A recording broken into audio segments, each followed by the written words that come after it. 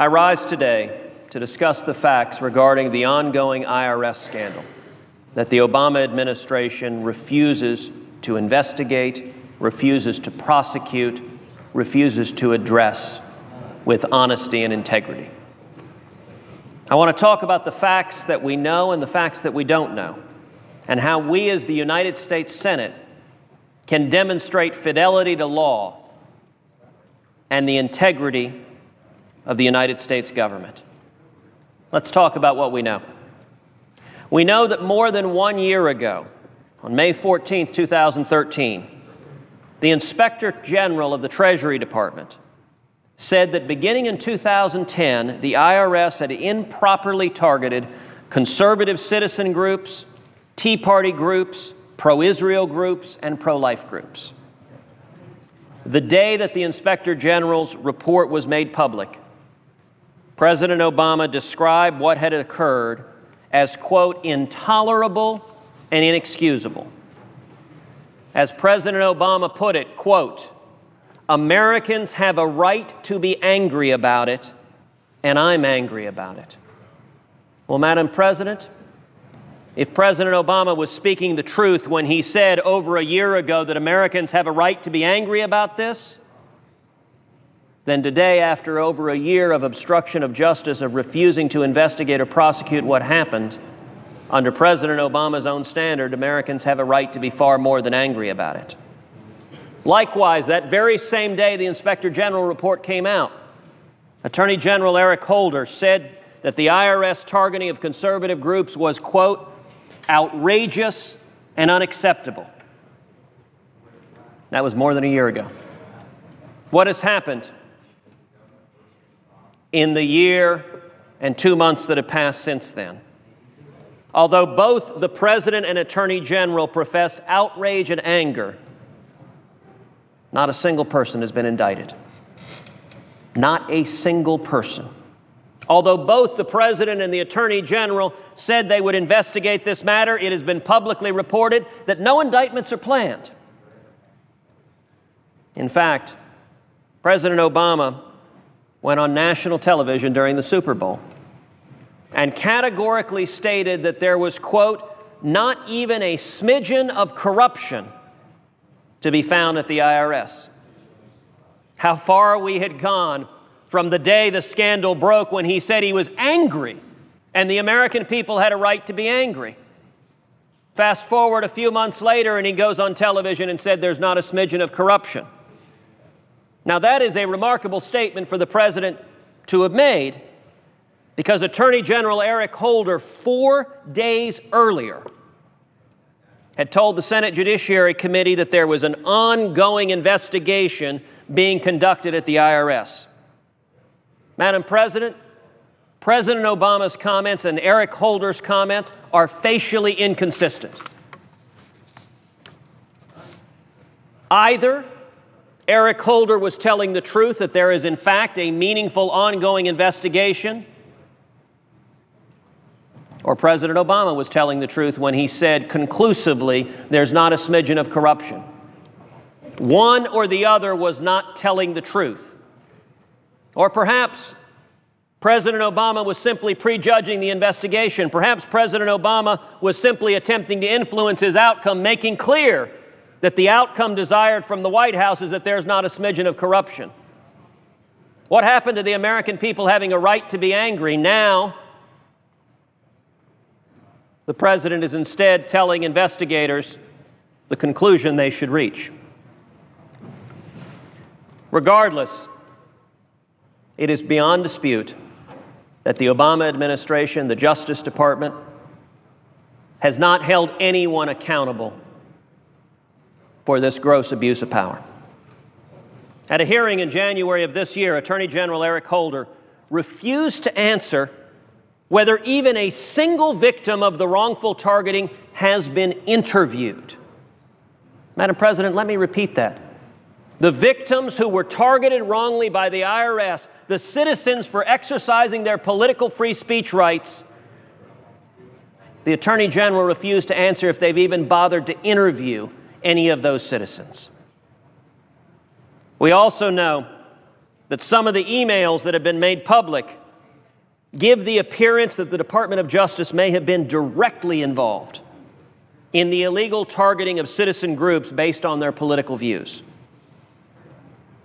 Most stunningly, Madam President, we know that the lead attorney investigating this matter is a major Democratic donor and a major donor to President Obama. Indeed, she's given over $6,000 to President Obama and Democrats in recent years. Madam President, no reasonable person would trust John Mitchell to investigate Richard Nixon. And yet the Obama administration is telling the American people the investigation into the wrongful targeting of conservatives will be led by a major Obama Democratic donor. Madam President, that is contemptuous. It is contemptuous of the law. It is contemptuous of the American people. One would think if you appoint a major Obama donor to lead the investigation, one would think it is likely that the victims would not be interviewed, that no one would be indicted. And wonder of wonders, what has happened? The victims have not been interviewed and no one has been indicted. But that's not all. We have seen Lois Lerner, the head of the IRS office that illegally targeted conservative citizens, go before Congress and repeatedly plead the Fifth. Madam President, when a senior government official takes the Fifth, that is an action that should be taken very, very seriously. And yet it seems in this town, partisan politics trumps fidelity to law. What Lois Lerner said in the House of Representatives by pleading the Fifth is effectively standing there saying, if I answer your questions, I may well implicate myself in criminal conduct. Madam President, that's chilling.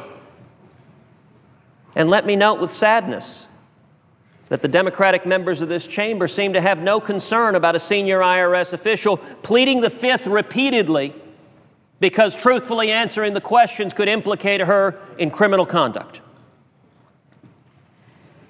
Throughout it all, Americans have been told that the Obama administration would find out what happened and would take the necessary actions.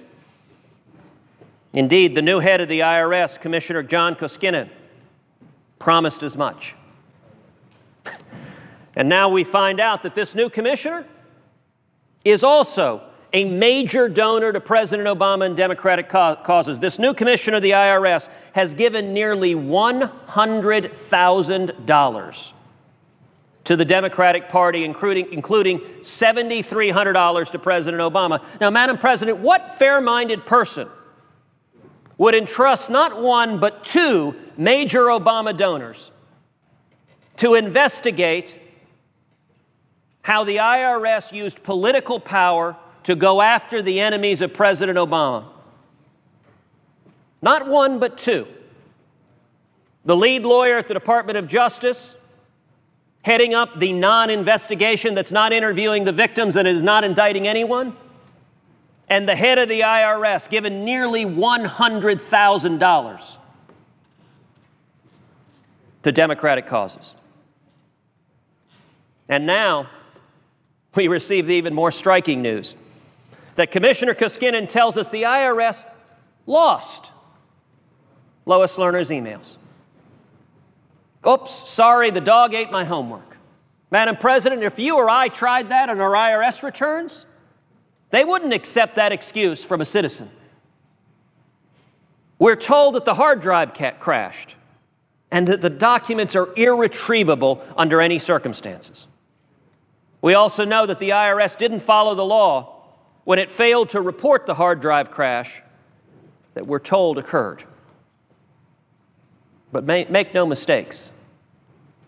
These emails haven't just been lost. These emails have been deleted, taped over, and the hard drive physically destroyed, according to public news reports. Madam President, this is Rosemary Woods. Madam President, when you have federal government officials destroying evidence, In the ordinary parlance, that's called obstruction of justice. The hard drive magically collapses, magically crashes, and is physically destroyed right after the investigation begins. And I would mind you, the investigation that has resulted in Lois Lerner pleading the Fifth twice. We are supposed to believe that the emails from the IRS officials in charge of the division that illegally targeted political organizations and has repeatedly pleaded the Fifth to avoid incriminating herself, that her emails have simply vanished. Innocuously, just erased. You know, it happens. It happens that people in the middle of illegal acts, their records magically disappear right when the investigators are seeking to discover them. Madam President, this is an outrage. This is a scandal. This is an insult to anyone concerned about rule of law. And no one in the United States Senate, regardless of political party, should stand by and accept this. But it doesn't end there. On Wednesday, it was reported that Lois Lerner flagged a speaking invitation for Republican Senator Charles Grassley for examination. Senator Grassley, of course, is the highest-ranking Republican on the Senate Judiciary Committee, who has been a strong and powerful voice for accountability at the Department of Justice.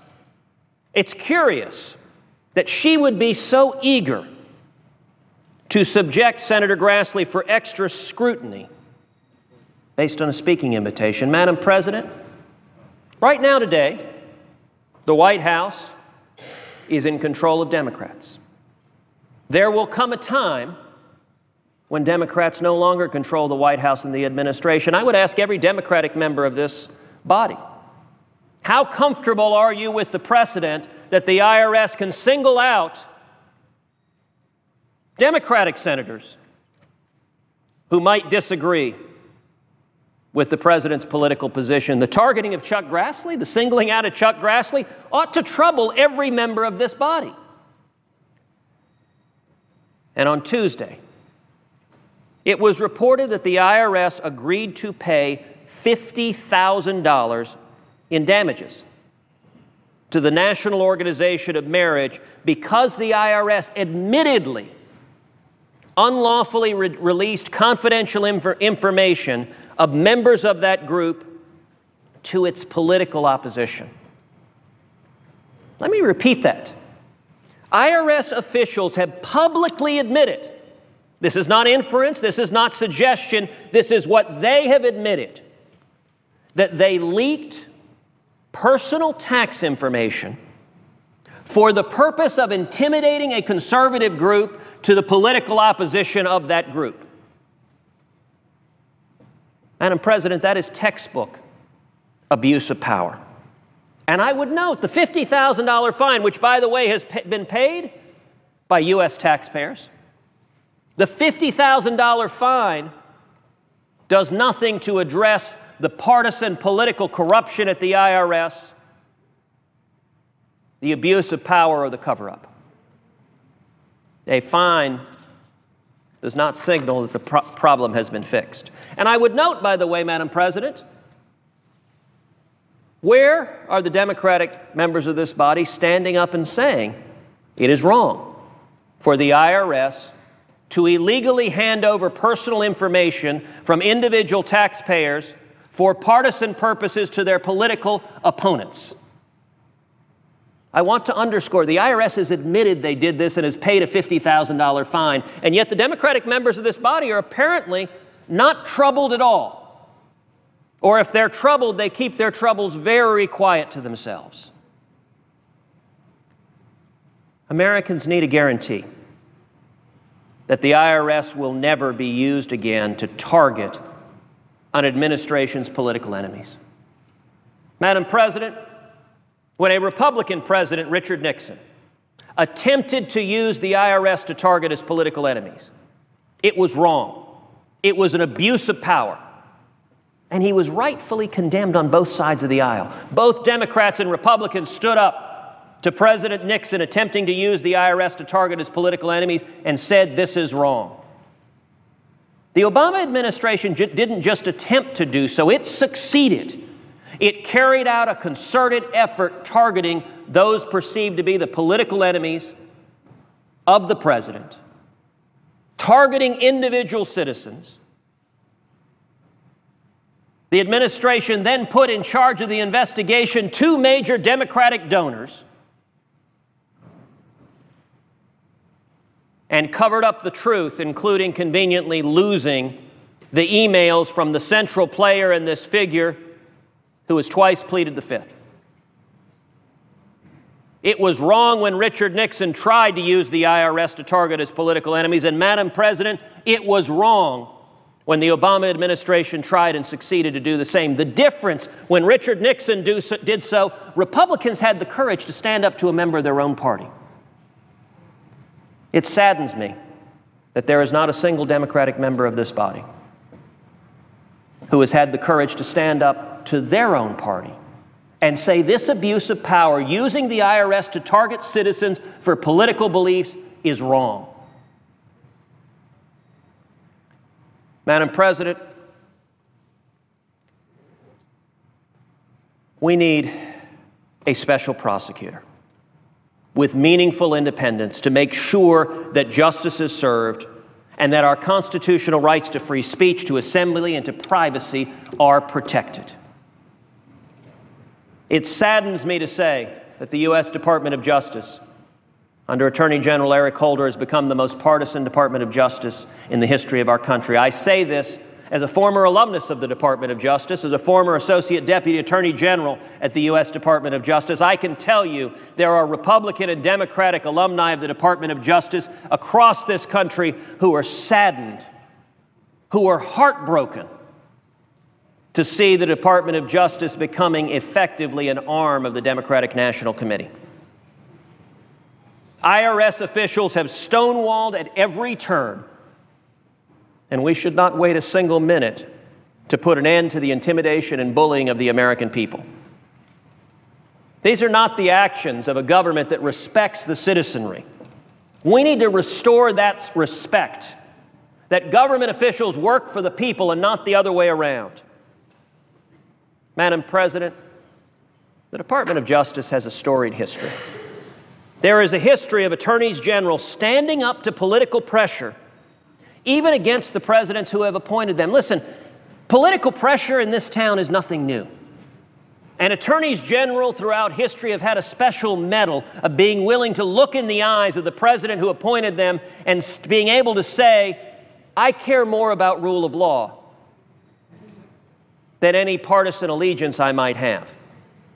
When President Richard Nixon faced charges of abusing government power for partisan ends, his Attorney General, Elliot Richardson, a Republican, appointed Archibald Cox as special prosecutor. And likewise, when President Bill Clinton faced charges of ethical improprieties, his Attorney General, Janet Reno, a Democrat, appointed Robert Fisk as independent counsel. Sadly, the current Attorney General has refused to live up to that bipartisan tradition of independence, of integrity, of fidelity to law. Repeatedly, I have called on Attorney General Eric Holder to remove the investigation from the hands of a major Obama donor and put it instead in the hands of a special prosecutor with meaningful independence, who at a very minimum is not a major Democratic donor. Even the very slightest respect for rule of law would suggest that the Attorney General should not be part and parcel of a political and partisan cover-up. Therefore, I intend in a few moments to ask for unanimous consent to call up a Senate resolution expressing the opinion of the Senate that the Attorney General should appoint a special prosecutor to investigate and prosecute, if the facts support, the IRS targeting of Americans and its potential cover-up of those actions. When I asked the Attorney General whether the Department of Justice has investigated the direct involvement of political appointees at the White House, up to and including the President. Attorney General Holder refused to answer that question. Madam President, that's always the hardest thing for an Attorney General to do, to ask the question that raises partisan peril. That's why Attorneys General are supposed to be nonpartisan and owe their fidelity to the Constitution and the laws of this United States and to the American people. The House of Representatives has passed a similar resolution to the one that I am introducing. It was sponsored by Congressman Jim Jordan of Ohio on May 7th, 2014. And Madam President, I will note in the House, the resolution passed 250 to 168. 26 Democrats voted in favor. Madam President, why is it in the House of Representatives there are Democrats who can muster up the courage to stand up to the partisan pressure from the White House, but yet in the United States Senate, we hear crickets chirping? This used to be the body praised for its independence, praised for its ability to stand up to abuse of power. Just today, the U.S. Supreme Court unanimously reversed the Obama administration for the 12th time in the last 2 years in its assertion of overbroad executive authority. This time, when the president unconstitutionally attempted to circumvent the checks and balances of the Constitution by unilaterally appointing recess appointments while the Senate was not in recess. Madam President, the United States Supreme Court unanimously, by a vote of 9-0, said that the president's actions were unconstitutional in that case. And once again, as with the IRS, my friends on the Democratic side of the aisle were silent. How is it that there is no longer a Robert Byrd, that there is no longer a Ted Kennedy, that there are no longer any Democrats who will defend the institutional integrity of the Senate? How is it, when the Supreme Court concludes unanimously that the president's intrusion on the Senate's constitutional authority is unconstitutional, that not a single Senate Democrat has the courage to stand up to this president? How is it, in the face of a senior IRS official repeatedly pleading the Fifth, how is it in the face of the IRS admitting it wrongfully handed over private personal IRS tax data to the political opponents of a citizen group and paid a $50,000 fine for it? How is it that not a single Democratic senator has the courage to speak up? At what point does it become too much? At what point does it become embarrassing? Constitutional law professor Jonathan Turley, whom I might note is a liberal, whom I might note voted for President Obama in 2008. Professor Turley has described that President Obama has become the embodiment of the imperial president. He has described that Barack Obama has become the president that Richard Nixon always wished he could be. And I'm sorry to tell you, he has done so with the active aiding and abetting of 55 Democratic members of this Senate. Because when Democratic members of this Senate, or any member of this Senate, stands by and allows the president to trample on rule of law, then any one of us who remains silent is complicit in undermining the Constitution. Madam President, this resolution should be unanimous. If the tables were turned, if this were a Republican administration, if a Republican president and a Republican attorney general had appointed a major Republican donor to lead the investigation into the wrongful targeting of Democrats, if a Republican administration had destroyed the emails, destroyed the hard drives, if a Republican administration had publicly admitted to leaking private citizen information to political opponents of Democrats, Madam President, the Democratic side of this chamber would rightly be lighting their hair on fire. Madam President, if this were a Republican administration, every media outlet would have banner headlines every single day. And Madam President, I can assure you that at least some Republican senators would be doing exactly the same, standing up and saying this abuse of power is wrong. This resolution should be unanimous, because everyone should agree that an investigation should be beyond reproach, should not be handed over to major Democratic donors. If the allegation, which the Inspector General's report of Treasury has already confirmed in significant respect, if the allegation is of abuse of government power at the IRS to target citizens for their political beliefs, then you cannot entrust the investigation to a partisan whose political interest is protecting the party in power. Madam President, if Attorney General Eric Holder continues to refuse to appoint a special prosecutor, he should be impeached. Madam President, when an Attorney General refuses to enforce the law, when an Attorney General mocks the rule of law, when an Attorney General corrupts the Department of Justice by conducting a nakedly partisan investigation to cover up political wrongdoing, that conduct by any reasonable measure constitutes high crimes and misdemeanors. Attorney General Eric Holder has the opportunity to do the right thing. He could appoint a special prosecutor with meaningful independence who is not a major Obama donor. And yet every time the Attorney General has been called on to do this, he has defiantly said no. And in fact, he has said in writing, in his discretion, no. If Attorney General Eric Holder continues to refuse to appoint a special prosecutor to investigate the abuse of power by the IRS against the American people, he should be impeached. I agree with President Obama the day this scandal broke. The American people have a right to be angry. If the American people had a right to be angry over a year ago when the scandal broke, the fact that it has now been covered up, the fact that a partisan investigation has refused even to begin to scratch the surface of what happened, should make the American people more than angry. It should move them to action.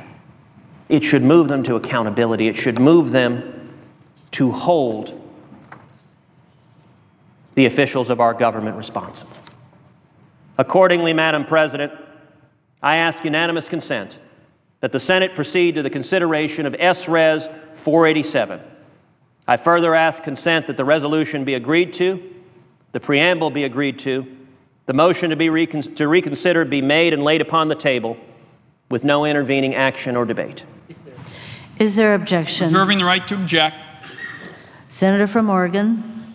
Madam President, as the chairman of the Finance Committee that oversees the IRS, I have to question whether bringing in a special prosecutor would be a good use of taxpayer money in this case. And I'm just going to spend a very few minutes laying out what is actually going on with respect to this matter. There are already 5 IRS investigations, either concluded or ongoing. There was the original Treasury Inspector General audit, in addition to ongoing investigations by 4 congressional committees: the Senate Finance Committee, the House Ways and Means Committee, the House Oversight and Government Reform Committee, and the Senate Permanent Subcommittee on Investigations. The Senate Finance Committee, the committee that I chair, Madam President, has been conducting a bipartisan investigation for more than a year. And I'd just like to repeat that. This is a bipartisan investigation, Madam President. In fact, the committee's report was essentially ready to be released last week when the IRS informed us that some emails were missing because of a hard drive crash. And so that colleagues understand just how bipartisan our effort has been, Senator Hatch and I, and we have worked closely on this every step of the way, Madam President, since I had the honor of becoming the chair of the Finance Committee, When we heard of the hard drive problem, the two of us, a Democrat and a Republican, immediately asked the IRS commissioner to come to my office, where we asked pointed questions of Commissioner Koskinen. We didn't wait 10 days. We didn't wait a week. The two of us, a Democrat and Republican, because we felt it was an important part of our committee's bipartisan inquiry, we had Mr. Koskinen come to our office. And this has just been one example, happens to be very recent, of the bipartisan efforts that have been made looking into this matter. The Finance Committee staff, Democrats and Republicans, have reviewed over 700,000 pages of documents and interviewed 30 IRS employees. Madam President, those interviews were done jointly. We had Democrats and Republicans doing them together. And now, as we continue to look at how this is going to unfold, the Treasury Department Inspector General, that's Mr. Russell George, has agreed to investigate the most recent matter, and they briefed our staff just yesterday on their work plan for getting their investigation done promptly. Once the committee determines what happened with the hard drive crashes, then the committee will, again, on a bipartisan basis, move forward with releasing our report.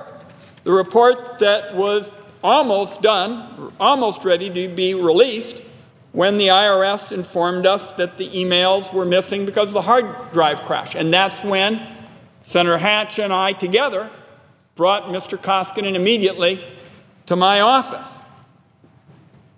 Now, I heard my colleagues say that things would be different if this would be a Republican administration. Well, I want it understood. I want every United States senator to understand this. Senator Hatch and I would be doing exactly what we're doing now with the same diligence if it was a Republican administration. That, in my view, is the bottom line, because that's what bipartisanship is all about. That's the way an important inquiry ought to be handled. And there is nothing of value that a special prosecutor would bring to the table, and it certainly would involve significant costs to American taxpayers. In fact, many of us can remember special prosecutors abusing their power, spending millions of dollars of taxpayer money, and going on for years and years without concluding their investigations. Too often, special prosecutors have turned into a lawyer's full employment program. They ought to be reserved when there is evidence of criminal wrongdoing inside the government. It would be premature to appoint a special prosecutor with a bipartisan Finance Committee report almost finished. And I'll just close, Madam President, by saying I'm a pretty bipartisan fella. In fact, sometimes get a fair amount of criticism for being too bipartisan. I want it understood this is a bipartisan inquiry that is being done by the book. Senator Hatch and I are looking at these matters together. We talk about it frequently. Those witnesses were interviewed together. We brought Mr. Koskinen immediately. And my view is that it would be premature to appoint a special prosecutor with the bipartisan Finance Committee report almost finished. If we look at this in terms of what is at issue now, we can bring the facts to light with our own investigators and our own bipartisan inquiry and avoid some of the special prosecutor disasters of the past. I object to the senator's request. Objection is heard. Madam President. Senator from Texas. Madam President, I thank my friend from Oregon for his impassioned comments.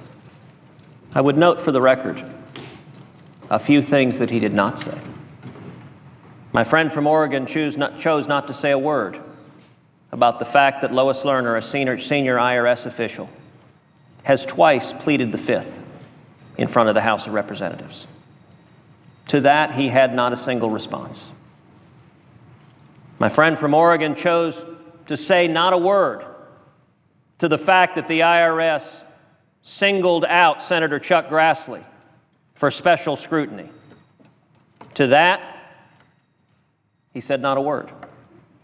My friend from Oregon chose to say not a word to the fact that the IRS has now admitted to illegally handing over private personal information from a citizen group to its political opponents for partisan political purposes, and has paid a $50,000 fine. Madam President, that is not an allegation. That is not a theory. That is what the IRS has admitted and paid a $50,000 fine with taxpayer funds. And yet I'm sorry to say my friend from Oregon had not a word to say about that abuse of power. I mentioned before that from the Democratic members of this chamber, when it comes to the abuse of power from the Obama administration, there are crickets chirping. Now, I'm pleased that my friend from Oregon and the Finance Committee has engaged in an investigation of what occurred. We don't know what that investigation will conclude. But I find it interesting that he said it's premature for a special prosecutor. 14 months ago was when President Obama said, "I am angry and the American people have a right to be angry." 14 months ago. 14 months, not a single person's been indicted. 14 months, most of the victims haven't been interviewed. 14 months, they publicly announced they don't intend to indict anyone. And yet it's premature. If the American people had a right to be angry 14 months ago, which is what President Obama told us, what should we feel 14 months later after partisan stonewalling and obstruction of justice? If the American people had a right to be angry, I would note a Senate committee is conducting an investigation and will issue a report. But yet the Senate committee can't indict anyone. The Senate committee can't prosecute anyone. My friend from Oregon says it's premature to have a special prosecutor because apparently holding people who break the laws, who commit criminal conduct to abuse IRS power to target individual citizens based on their political views, apparently holding them accountable, is not a priority for a single Democratic member of this chamber. That saddens me, Madam President. It saddens me that we don't have 100 senators in this room saying, regardless of what party we're in, it is an embarrassment to have this investigation, and I put that word in quotes, because a real investigation involves interviewing the victims. A real investigation involves following the evidence where it lies. And I would note that my friend from Oregon, in describing the Senate committee's investigation, mentioned that they interviewed some IRS employees, but noticeably absent from who he said they interviewed was anyone in the White House. Anyone political. Apparently they were not interviewed. We don't know, but he didn't mention them if they were.